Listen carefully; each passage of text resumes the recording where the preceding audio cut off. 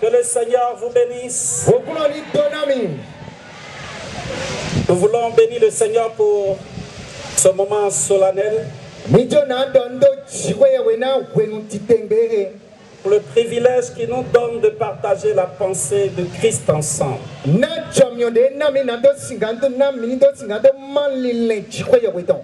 Je veux reconnaître la grâce de Dieu dans la vie du Père de cette vision.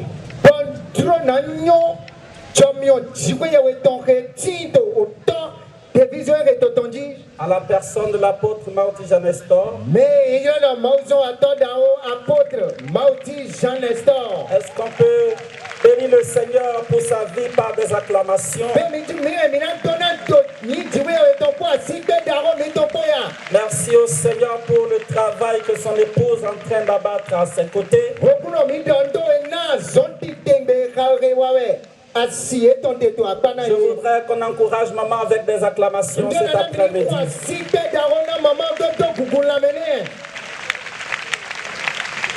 Merci pour la venue de tous les serviteurs de Dieu invités à ce grand programme.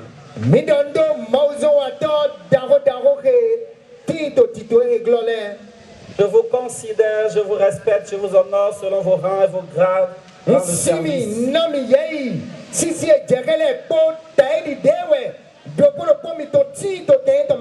Et merci à vous qui êtes là ce soir pour reconnaître ce que le Seigneur a fait dans ce ministère Meida. Que le nom du Seigneur soit béni. Nous allons ensemble fermer les yeux et prier.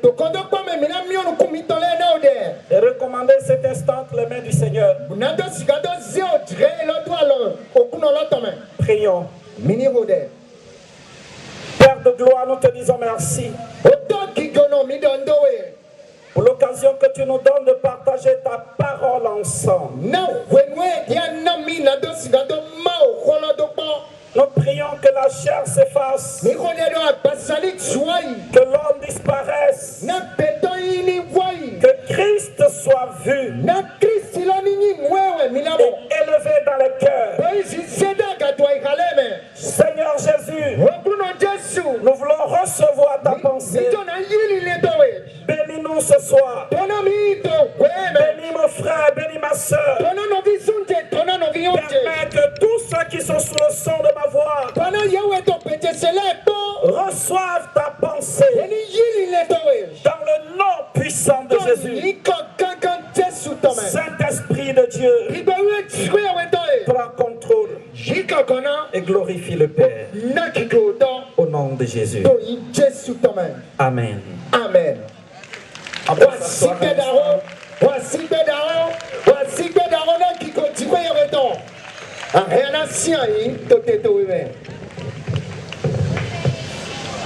Nous allons ensemble autour de cet événement partager un sujet brièvement.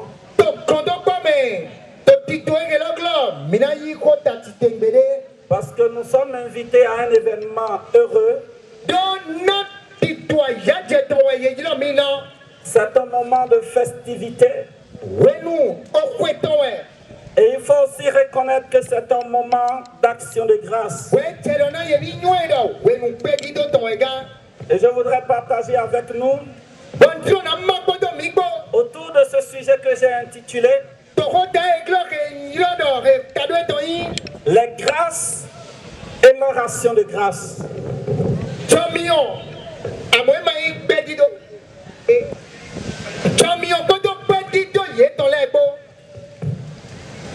Nous allons lire le Seigneur dans l'épître de Paul adressé aux Corinthiens en son deuxième épître, chapitre 1er.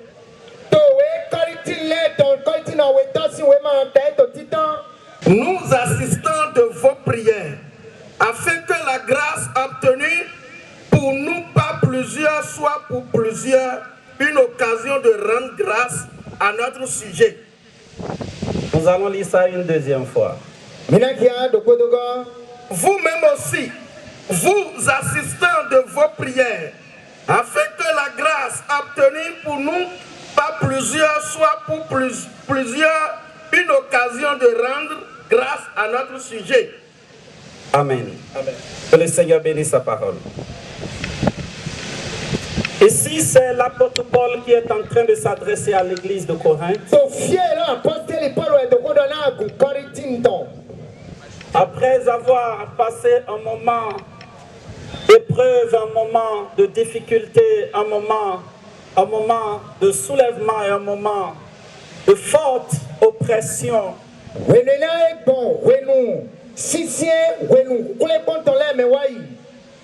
L'apôtre Paul s'est arrêté pour s'adresser à l'église de Corinthe.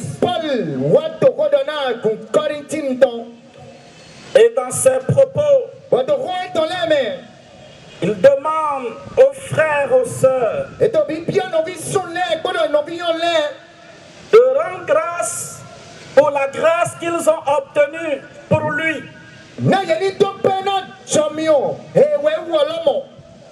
Parce que l'apôtre Paul, dans son parcours missionnaire, en Asie précisément, il a été opposé, confronté à d'énormes problèmes.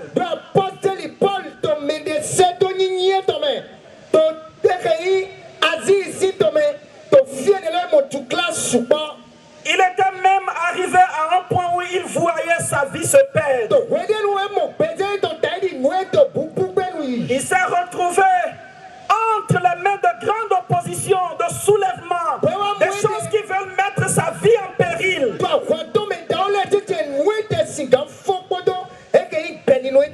Et les frères, les sœurs qui ont appris ce que traversait l'apôtre Paul se sont mis à prier pour son salut, se sont mis à prier pour que sa vie soit préservée.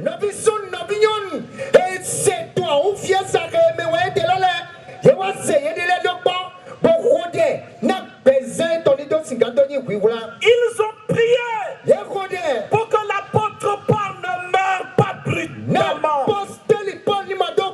Ils ont prié pour que l'affliction auquel il était exposé n'emporte pas sur sa vie.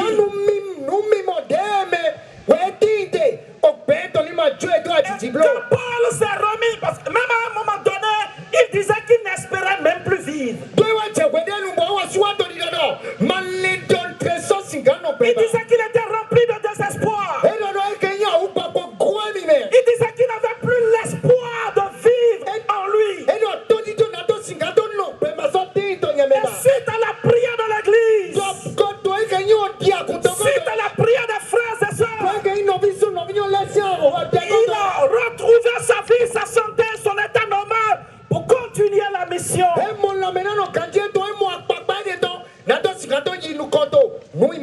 Sa vie a été rétablie. Il a été délivré de l'oppression. Il a vu des afflictions de sa chair. Et donc il a marqué une pause. Et il s'adresse ainsi à l'église de Corinthe, aux frères qui ont prié pour demander la grâce de Dieu pour sa vie.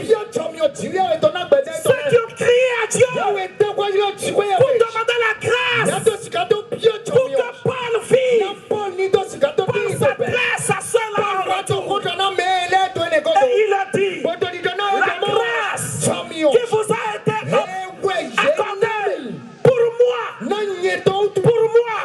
vous avez prié. Et Dieu vous a accordé la grâce. Que cela devienne pour vous un sujet de rendre grâce. Donc nous reconnaissons par là que si Paul a continué son ministère, c'est parce que ceux qui ont prié ont obtenu la grâce d'être exaucés. Et Paul, dans sa reconnaissance, les interpelle à rendre grâce à Dieu pour la grâce que Dieu leur a accordée pour lui. Amen. Amen. Est-ce que quelqu'un me suit ce soir? L'apôtre invite l'église de Corinthe qui a vu la grâce se manifester. L'apôtre les invite à rendre grâce. Je j'aimerais dire ceci. Il va falloir un homme qui reconnaît la grâce de Dieu pour rendre grâce à Dieu.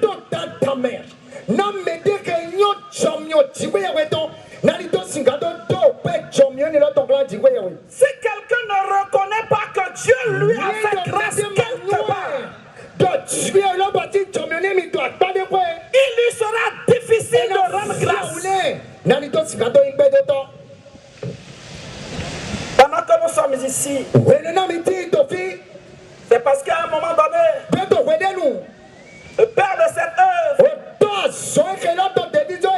portant un regard en arrière, a remarqué la grâce de Dieu dans plusieurs domaines de sa vie, de son ministère, de la vie de l'église, de la vie de certains responsables et de tout ce qu'il a eu engagé dans l'œuvre. Il a vu la grâce. C'est pourquoi il a fait cette convocation solennelle.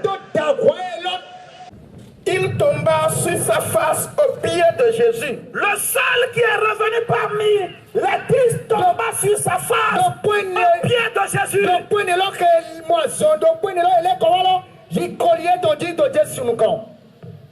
Et lui rendit grâce. C'était un Samaritain. C'était un Samaritain qui a vu la grâce et qui est revenu pour rendre grâce. Et Jésus prenant la parole dit. Regardez, la Bible dit que Jésus prenant la parole.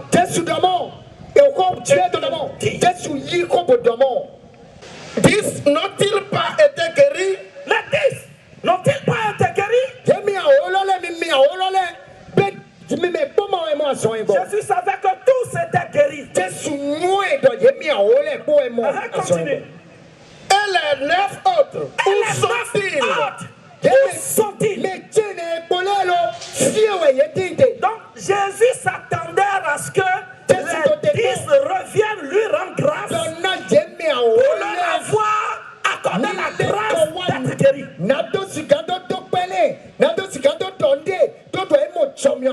sa grande surprise, sur les 10, c'était donc une seule personne qui est revenue sur ses pas pour dire merci pour la grâce. Jésus était étonné.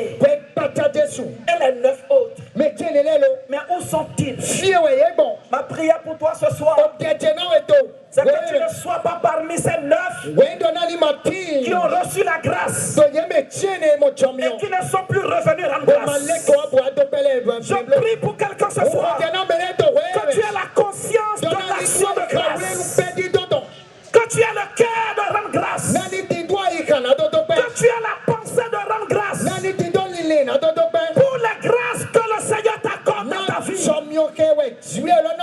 Nous voyons par là que le Seigneur voulait leur action de grâce. La deuxième raison pour laquelle nous devons rendre grâce, 1 Thessaloniciens chapitre 5, verset 18. Que nous dit la parole du Seigneur?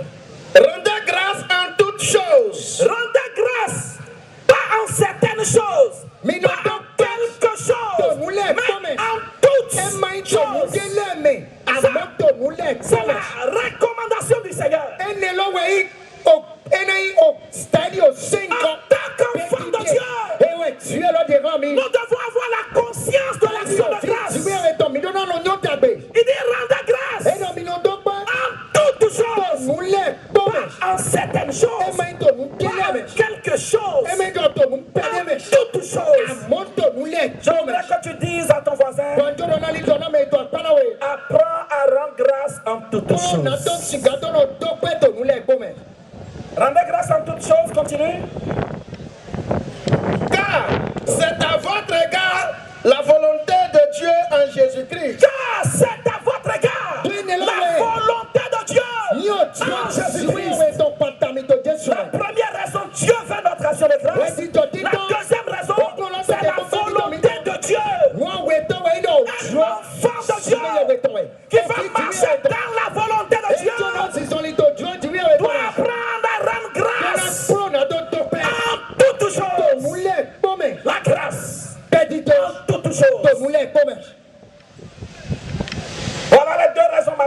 va obliger un enfant de Dieu à rendre grâce.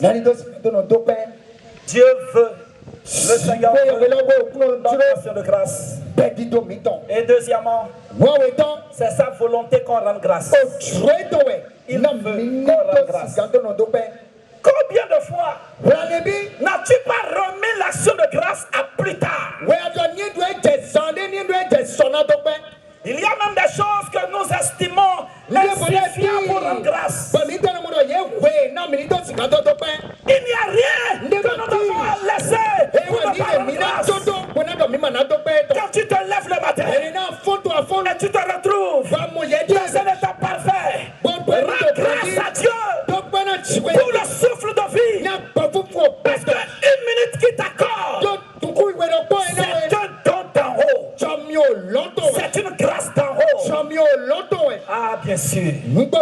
Bien-aimé, quand tu sors de ta maison et tu prends ta moto, tu prends ta voiture, ou tu vas même à pied, ou tu prends même un moyen de transport commun, et tu es allé, et tu es revenu, c'est sauf. C'est une occasion pour rendre grâce. Parce que là où toi tu es passé, et tu es revenu parfait, d'autres ont pris par là. Certains ont pris par là avant toi, et ils ont trépassé. Certaines personnes ont pris par là après toi, et ils ont trépassé. Mais toi tu as pris par là, tu es allé, et tu es revenu. Cela mérite une action de grâce.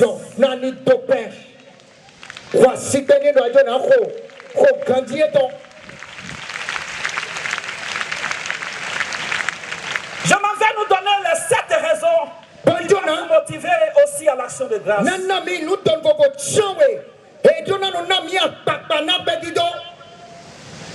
Les 7 choses qui méritent notre action de grâce. Il y a des choses que tu remarques dans ta vie. Tu dois savoir que tu dois à Dieu des actions de grâce.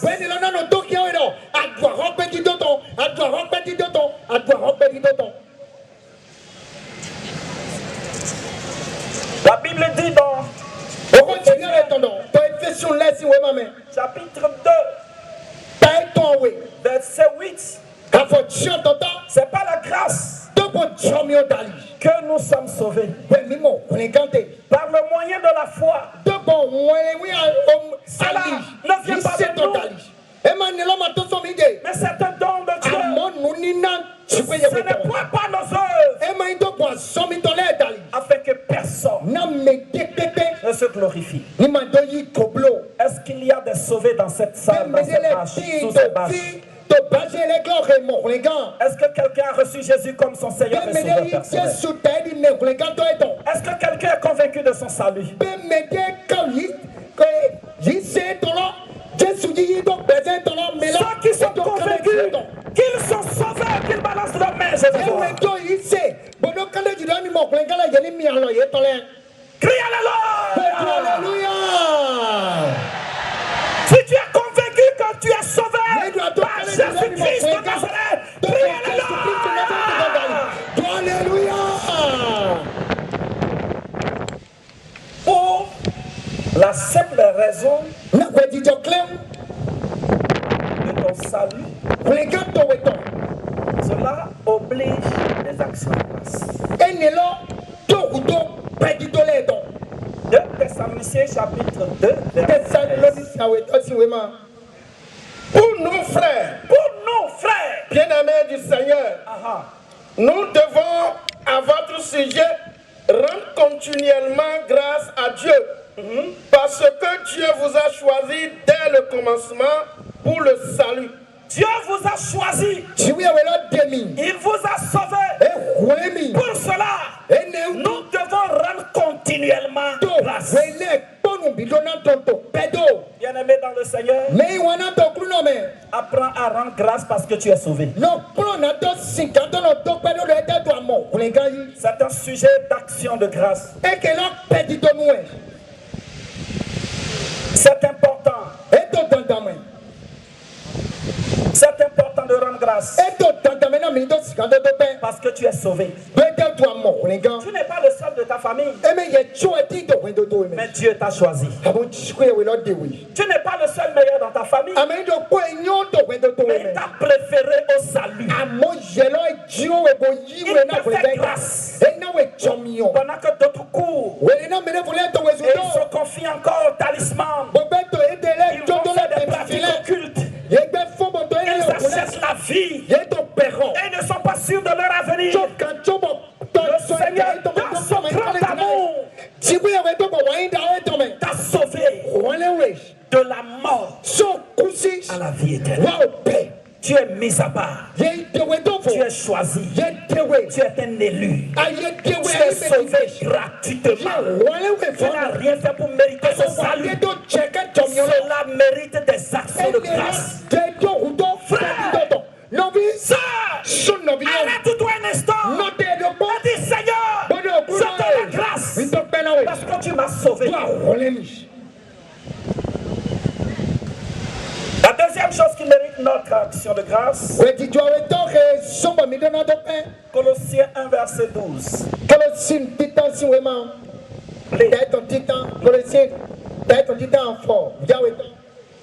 Rendez grâce au Père. Rendez grâce au Père Qui vous a rendu capable d'avoir part. Il ne vous a pas sauvé seulement, mais il vous a rendu capable d'avoir part à l'héritage des saints. Il nous a rendu capable d'avoir part à l'héritage des saints. Est-ce qu'il y a des héritiers ici? Est-ce qu'il y a des héritières ici? Des héritiers du royaume?